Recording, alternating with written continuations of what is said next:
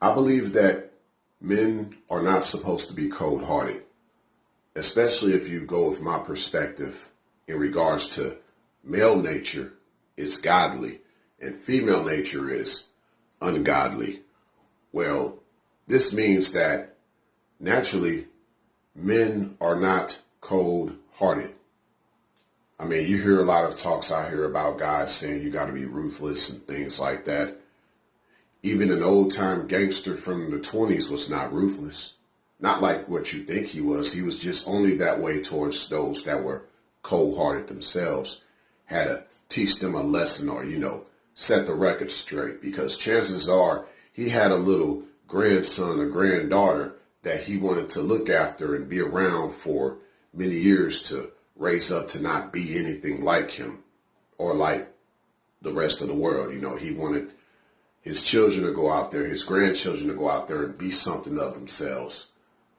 Why do you think even back in the day, a lot of the mafias, a lot of the gangsters, they turned a lot of what they did around and became banks and even casinos, things like that, trying to flip it around to something better versus the way it used to be. Now, you look at the rest of the world where, you see people live out a lot of their maniacal fantasies.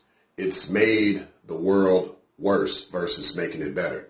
People who weren't really about that life, but acting like they are. But you see the way the world has become nowadays versus those who come from a certain life, but they're trying to change their ways. They're trying to clean their hands. They're trying to, in many ways, repent of their sins. Now, what is the alternative to what I just said about men aren't supposed to be cold-hearted? Well, it's this. You don't put up with the cold heart of others. You deal with that real quick. You don't tolerate that because you already know what that results in. So you just deal with a lot of those things swiftly, immediately. You don't put up with basically bad vibes. You don't put up with a bad energy. You read that quick. You read when someone is looking at you wrong. You read when someone is talking to you wrong. I guess even if you talk to a certain feminine gender and she's coming off with a bad disposition, you deal with that right away. You don't try to go quickly for the peace leave, as I hear guys say, with the terminology, peace leave. You don't be thinking about that. I don't care what you think about getting that peace leave. Look, her disposition is off.